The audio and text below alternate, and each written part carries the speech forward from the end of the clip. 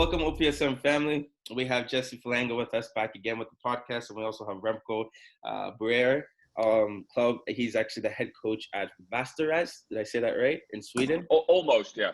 Oh, how do you pronounce it? It's like in the Game of Thrones, Westeros. Oh, okay. That's where they got the name of, because it's the old capital of the Vikings in the old days. Really? Wow. Yeah.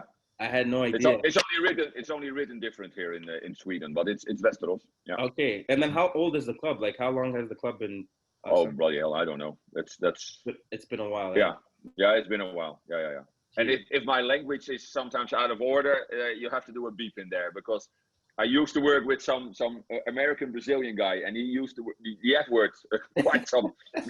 So I picked up on that. That's the bad words you always pick up on easily. No problem. So I guess the first question I want to start off is, we want to take the viewers through your journey on how, how you end up being where you are now. I guess the first question is, where did you start being a soccer manager or football manager in the game?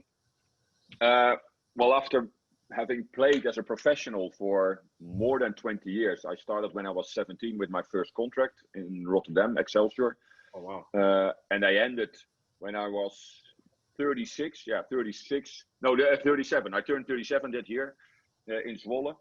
And a bit of a black gap afterwards. Didn't really know what to do. Always said, I'm not going to be a football manager because I don't want to handle players like myself. The guys that don't listen, that are hard-headed. And, but yeah, I had an old coach, and he actually in the last months that I was playing, he was doing some Japanese high school students. He needed a hand, so he called me, could you come over? And it took me immediately. It felt like being at home. So a few weeks later, I had the plane, and I was on my way to Tokyo, working with this high school in Tokyo, Judgio High School. Yeah, was fantastic. So that's where it started all. And so then I came back after 3 or 4 months. What was it? Yeah, like 3 months, and I got involved in my licenses. So that was, what was that? 96. Oh wow! What position were you when you were playing pro soccer? I was a striker. I was about to say. Always. Been a top scorer twice in Holland on the highest level. I was quite a talent, but difficult person, as well as for myself, as for my surroundings. Okay. And that has been a motivator for me in my career as a coach, actually. Yeah. So then the name Remco, is that where are you originally from? That's a real Dutch name. That's a real Dutch name, an old Dutch name. Yeah. Okay. And Boereo, and my family name Boereo, as you pronounce it, not Boereo, but the OA is a Boereo, is farmer. That means a farmer. Okay. Oh wow. Yeah. So then that's very interesting. So I guess you started off as a striker. You played in the Netherlands. Where did that come from? Like, where did the drive to play football come from? Did you come from a soccer? There is a lot of coincidence and luck you need to have in a career. I lived in a very small village, played with some friends there, didn't enjoy myself, and I have really no clue why. Then I saw in the newspaper an ad for an open day in Excelsior Rotterdam, which was a professional team. And I just went there, didn't tell my parents on a Saturday morning, took the bus, was like 45 kilometers away. We're talking early 80s, eh? No, what? Early 70s. Lucky. Oh, here I went all over. That was a little beep. But so I went there. I remember it was like 150 kids. Only 4 were admitted. One of that was me. And they scouted me as a central defender. Long, tall. I was quick, was good in the air, could kick a ball far away. So I played for 2 years as a center defender, and then the under 18 group, which played on the highest youth level in Holland. And I was playing in the 3rd group of that under 18s. Can you imagine? So you had the selection, the 1st group, and then the 2nd. So I played tier 3 under 18. They needed a player. Somebody got sick. In those days, you didn't have internet or mobile phone, so they couldn't go on the net. And so I was standing there with my bag after my morning game. The coach took me with him. They were 3-0 down in the after like an hour, and he just said, "Yo, go in and play as a striker. Maybe you can do something." Scored 3 goals, and suddenly I was a striker. So that luck was there, and within 6 months, I made the step from the under 18s to the second team. And the end of the season, I got 5 games of the head coach in the first team. Scored 8 goals on that level, and that's how it took off. Wow. So, like I said, there's a lot of luck involved in the right person being at the right moment at the right spot. Absolutely. Wow. So then how did you make that transition from playing, I guess, finishing playing in Netherlands and then going to Sweden? How did Sweden come along? How did that come along? There's a whole adventure in between. Mm-hmm. I stopped playing football 96 or beginning 97. It was because I stopped in the middle of my contract. I had a fight with a coach, a very famous player, by the way. He was an old player of Ajax, the keeper. He won the Champions League 3 times, national team, and him and me, we crashed. So there was after a Friday evening game, we won 1-0. I scored a goal. Came in the dressing room on Saturday morning. We got into a fight. I picked up my stuff, threw it at him, and I said, "Bye." And I walked out. And then I had my 6-7 months not doing anything. Then his coach called. The journey took me from the Holland, working 2 years in Holland as a coach, to the Middle East, Qatar, where I worked a couple of years in different positions. Under 18 national team coach, under 21 national team coach. I was technical director. I was assistant coach to Uli Stieleke, a very famous player from Germany, Real Madrid. From the Qatar, I went to the Emirates, Al Jazeera. Oh, wow. Did the first team there. Made the step from there till Libya, one of the biggest teams in Africa, Al Ahly, Tripoli, just after the revolution, which was an incredible experience. The revolution was just 3 or 4 months done. Country still ruled by militias and military people everywhere. And an old boss of mine from Qatar went there, became CEO in Al Ahly, called me, and 3 days later I was in Tripoli. Fantastic journey. But in the meantime, I got divorced after 24 years of marriage.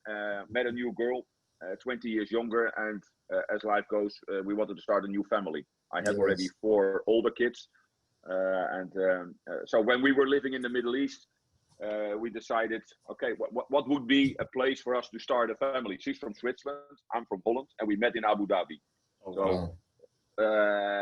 And then we came to a mutual Scandinavia, so that's how we ended up in Sweden.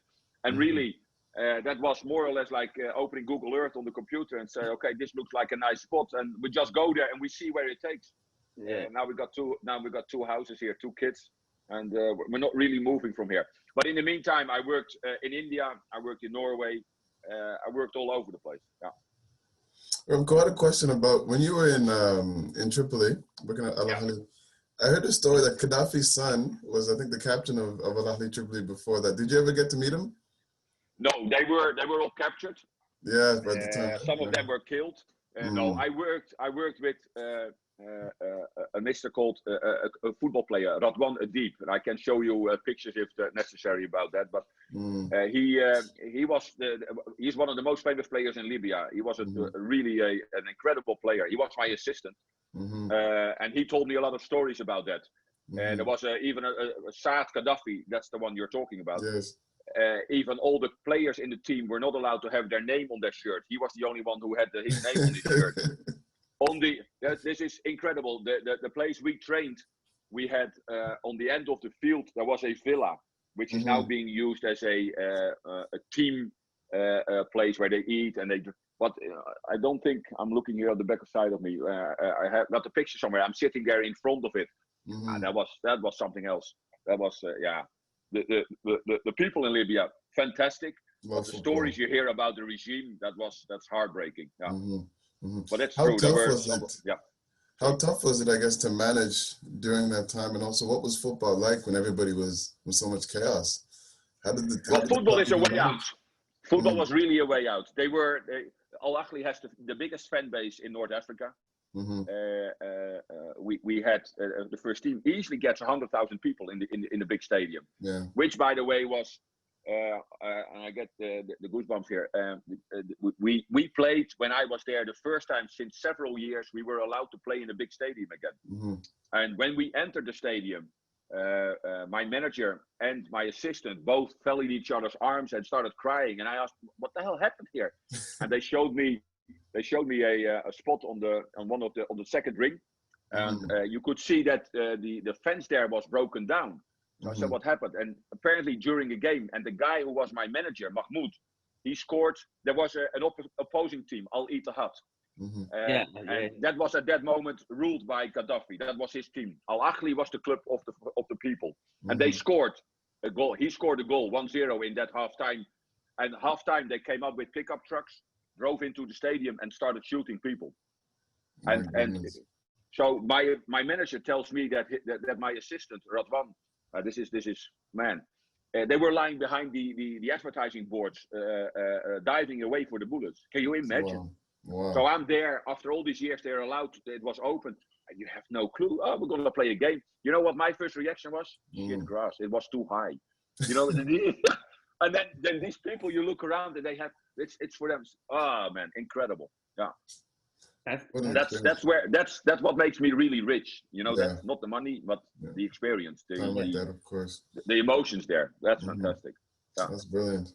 Well, I guess my question for you, Remco, is, being in different environments, was it hard to adapt in any of the countries or in the environments? I guess because of, I'm gonna the place I have had the most problems and actually still am adapting is here in Sweden. Really? Because I'm a very extrovert person. I talk, I use my hands, I'm loud. I have a coach voice. I don't need a megaphone. And when I start shouting, you hear me. I'm a bit emotional. So I'm a Scorpion, means that I have the heart on my tongue. I say how it is. I'm Dutch, which is double. I mean, we are like that. And the Swedes are very reserved. They're a bit like the climate here. Most of the time it's cold. They give you the hug, but they don't let you in.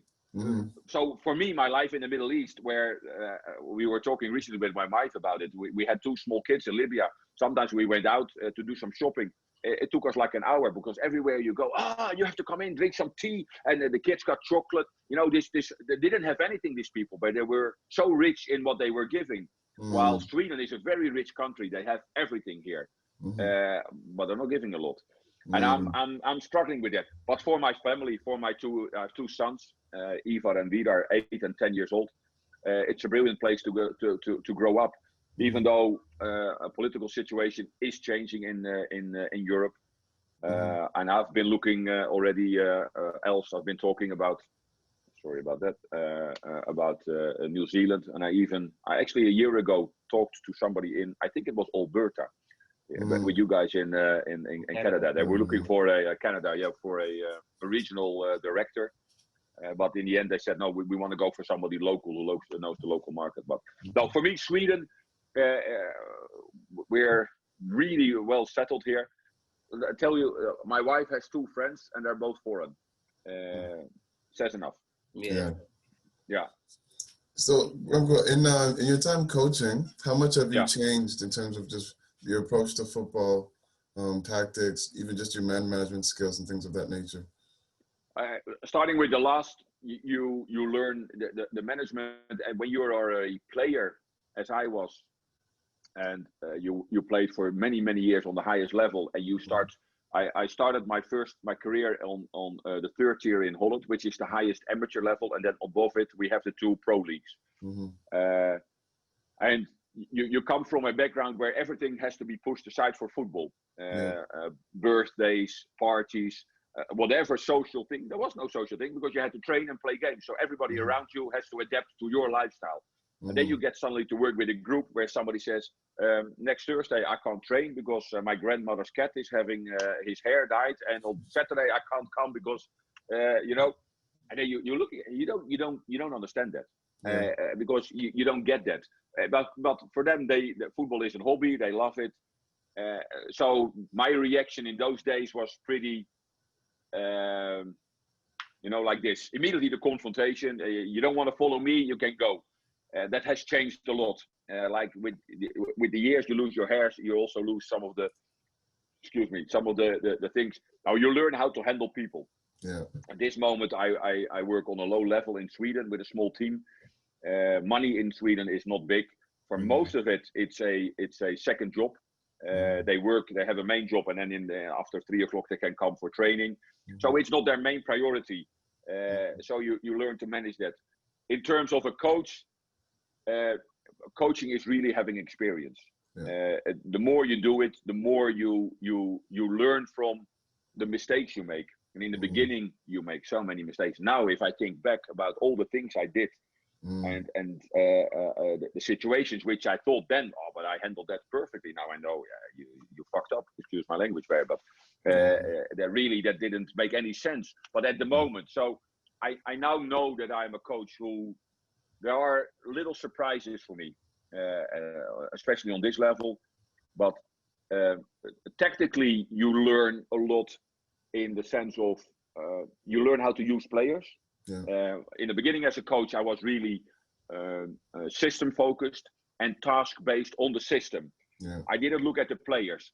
Now I know I go to a team, I make an assessment of the level of the players, and of course I have my character wise what I like most Dutch players, high pressing. I like attacking.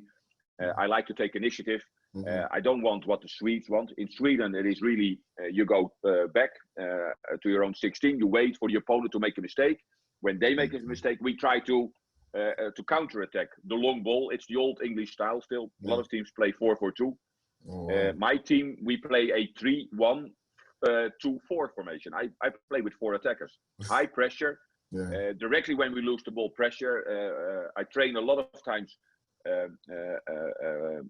not limited touches, but no high balls, so they can only play the ball knee high, which forces them immediately to look for shorter solutions, which forces the other players to help the man with the ball, which creates a lot of movement on the field, and that is something which I learned throughout the years. Plus, if you come like me from a very well organized football country like Holland, where and not only the football, but also schooling system is very organized. So players, they have a kind of an education, and then you're being put in the Middle East where everything is not normal. And my first boss said, realize, always expect the unexpected. You're now working in the Middle East. But that's really my first email with my job offer. It ended with that.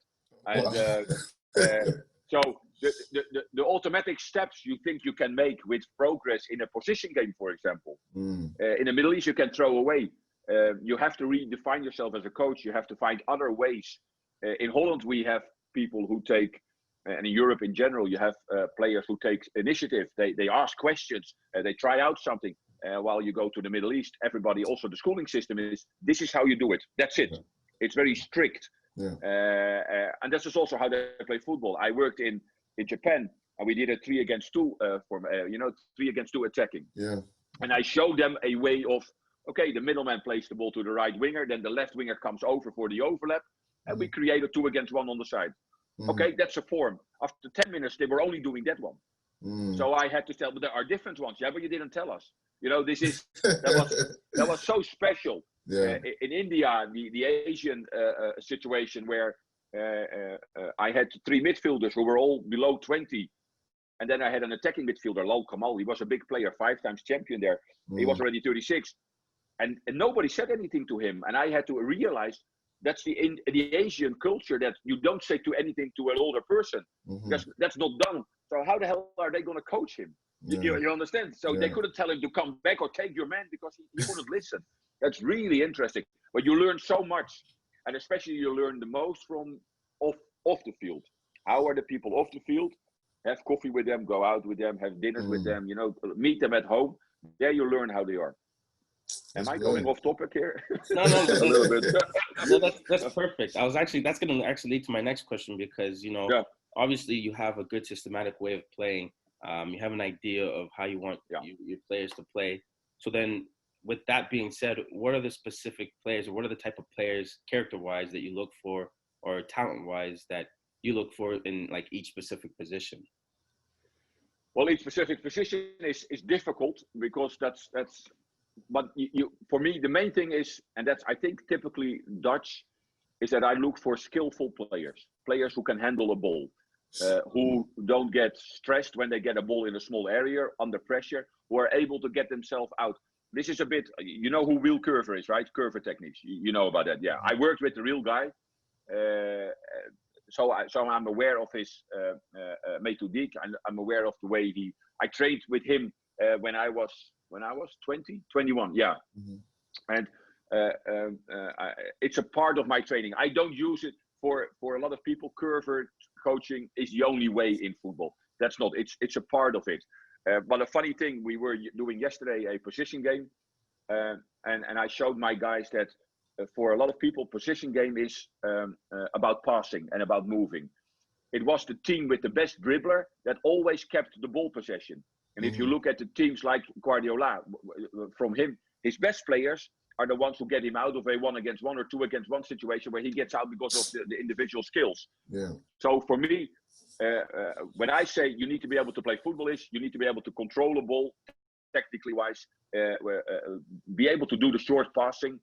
You have to be movable, and that's funny because I'm 192. I was an 85 kilo player. I was a real target man, good in the air. That is also still something which I look for in my teams. Also, my team now, I have a big guy playing up front as a kind of an anchor. You know, we're able to play the ball into him. He can hold it, and we can come close to him. I like to play with wingers who have speed, who need to be able, and they have to play the 1-against-1. They have the freedom to always challenge their opponent. A couple of years ago, I would always coach them to go to the back line and get the crosses in. Now, because of also the inverted players, which are right-footed on the left and a left-footed on the right, they're also to go to the inside and get the crosses in like that. But I play at the moment with a 2-4 system. So I have 2 attacking midfielders and 4 attackers. I have one big one, one small one directly next to him, who always plays deep. So he needs to have an eye for the timing, the right moment. And then we have the strikers. Another thing which changed with me and what I'm looking for is players. You don't need to be position bound. It's not you're a right winger today, so that means you play 90 minutes right winger. No. What I do want in my system is that I want a right and a left winger. So I want somebody to occupy that positions. But who it is, I actually don't care. So that comes back to the fact that my midfielders are quick, skillful players. My wingers also. So they're all multifunctional. I think the center defender with me is still a old-fashioned position where I would like to have somebody who's a bit taller, who's able to play a long ball, who likes to tackle, and my striker, who is a big guy, who is a target man. All the other players they're movable. Yeah. Oh wow. Okay. That was, I was just caught in just listening to the way I was just caught, man, to be honest with you. No, that's amazing. So I guess as we're leading close to our end of our podcast, we have a small Q&A that we like to do. And so basically we're going to ask you between 2 players, and you have to pick between the 2 players for your lineup. I have to pick, right? Now, Coach, I know you played in Rotterdam, and I'm going to use a lot of Ajax players. So please, be nice. That's the one thing I actually know a few of them, but that's really here in the chest. You know, in Holland we have the telephone system where the landline has a predetermined number. I think it's the same in America. So Holland, Rotterdam is 010, Amsterdam is 020. And in Rotterdam, we don't talk about Amsterdam. We say 020. You know, those from 020. Oh my! That's baked in. Yeah, I tell you that. If you played for Feyenoord, I would never bring this up. So that's also is okay. So that was the biggest disappointment. That was the biggest disappointment in my career. I tried out twice with them, but we couldn't get a contract. Now I say I was stupid not to accept it. But yeah, were you a fan of Feyenoord? Yeah, still am. Wow. Yeah. Well, this is going to be difficult. But I became a coach, so you learn to look at players in a different way. A bit differently? Okay. So if we start with goalkeepers, Edwin van der Sar or Gianluigi Buffon? Oh, Buffon, always. Always? Yeah. Oh, Van der Sar, fantastic keeper. I also know that he was, as a football player, Mm-hmm. some of them said he could have easily also played as a professional player, maybe not on the highest level. He was fantastic. But Buffon, his aura, his presence, that's something else. Yeah, incredible. Yeah. And then center back, Danny Blind or Frank de Boer? Oh, I actually was. That's a nice one because I was. We have to have a private talk here as well. But I was his neighbor for 2 years in Qatar. Danny or Frank? No, Frank. Yeah, so I know him really well. So I'm gonna go for Danny Blind. Danny Blind. Oh my goodness. Okay. But that has a different story behind it. So I can't share that on the podcast. No. Hey, if you want to share, this might be. No. Okay. We keep that private. Okay. So then, in the engine room in midfield, creative part as well, Clarence Seedorf or Frank Lampard? Ooh, that's a difficult one. Mm-hmm. No, I like Seedorf. Seedorf. I played against him when he was 16, when he was coming up in the national team. I was in my last year. Yeah, I was in my last year with Zwolle, and they went to a big tournament, and he played in the national team. And I remember I never saw him before, so I saw him come on the field. Who the hell is this? And I think one of the second or the third ball was there, and I wanted to take it, and this man was an animal. Unbelievable. I thought I put my weight in there, and I think I just bounced off. That was incredible. Yeah. It was the same thing with Kluivert also. There was a really fantastic, there was then called the UEFA team, the under 17 or so. Yeah, no, Seedorf. Incredible winner. Misinterpreted a lot in Holland. Yeah. For some reason, he has a bad reputation, man. He's such a... Yeah. He's a bit very outspoken. Yes, and they don't like them. And we're talking a couple of years ago where our colored people, we had a problem with that. You understand? There was also in '98 when they had the European Championships where some of the black players, I am allowed to say black players, right? Yes. Yeah, you don't know anymore what to say nowadays. So I don't want to. It's true. We have to be so careful. Yeah. But where some of the players went out of the national team because of they felt discriminated. So for sure a part of it. Yeah. Okay. In the creative part of midfield, Dennis Bergkamp or Zinedine Zidane? Take winning out of it, just pure ability. Yeah, because just pure ability. Oh, come on, man. Bergkamp. Bergkamp. Bergkamp. Really? Yeah. I can understand why. I can. Zidane was fantastic, is fantastic, but the touch of Bergkamp, that was magic. But maybe not his mentality, maybe not his personality. So Zidane was, of course, he was a ruler, was an emperor on the field. Yeah. But just look at the goals he made for Arsenal, man. That was that's true. Really. And I remember the goal Holland made against Argentina, 40-meter pass from Frank de Boer with left in the right zone, and Bergkamp taking it out of the area with the right foot, and then scoring that goal, semi-final, or a quarter-final. Hey, that's something else. Yeah, that's true. That team was incredible. Yeah, that was an incredible team. Incredible lineup. And then, of course, the strikers. This is a tough one because I can't think of any top strikers. Patrick Kluivert, of course, versus Thierry Henry. That's an easy one. Henry. Henry. That's an easy one. Kluivert was only because Kluivert was fantastic. He was a real goal scorer. But Henry is again one of these extra class players. And then managing the team, Louis van Gaal or Johan Cruyff? Cruyff, direct. Always, yes. I met the man. I met him. I played for his brand when they started. So we had a Johan Cruyff Sports, and an incredible, humble person. I tell you, there was a period where, do you know Vanenburg, Van Schip, and Van Basten? That was the three players then in Ajax, all three, and me set the full. We were the four. I was a top scorer then in Holland, so we got a contract, and there was this event where the players from Cruyff Sports were coming together, and we had to sit somewhere. And I was playing in a smaller team, and these three guys were from Ajax, and Johan was there.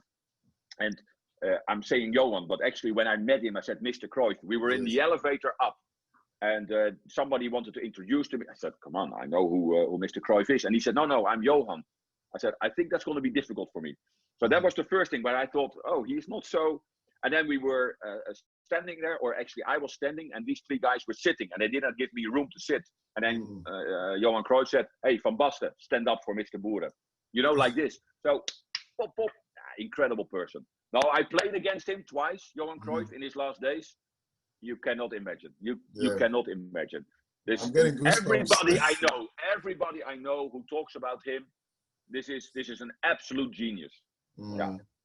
Well, it's very tough that he passed away. It's very sad for everybody. Yeah, absolutely. Yeah. So I could listen to stories about Cruyff all day. So we should end. No, I've got a few. Yeah, he's really incredible. Yeah. I'm gonna tell you one, which is always. He was a sports commentator, and Feyenoord, my team, plays against Juventus in Champions League at home, end of October in Holland. And Juventus was big then, and Feyenoord just came out of financial problems, had a new striker, Julio Cruz from Argentina, and they asked him before the game on television, it's going to be difficult. What do you think? Juventus this, Juventus that? He says, "What are you talking about, Juventus? Feyenoord is going to win today." And like 3-4 people look at him and say, "What?" He said, "Yeah." He said, "Did you look at the weather?" Weather? He said, "Yeah." He says, "It's dry wind, it's getting cold." He says, the grass in the stadium is a bit higher. He says, "Juventus is a team that like to play the ball." He said, "Did you feel the ball? It has this plastic coating." He said, "They're not going to be able to play the ball. If Feyenoord is therefore going to use the long balls and Cruz, maybe he's going to score 1 or 2. Hey, they won. Cruz scored. I mean, if you can do that before a game, you understand, you see that you are so aware of all these extra elements in a game. That's fantastic. And for him it was, "Oh, but that's normal." You know, they asked him about later. He said, "Oh, but that's normal." Yeah, for him it was. Incredible. Absolute genius. Yeah, that's a genius. Yeah. Absolute genius. Remco, this was probably one of the best podcasts that we had. We really enjoyed it. We're excited. And this was amazing. Thank you for even taking the time to be a part of this podcast and the OPSM team. It was an honor to be here. It was an honor to be with you guys.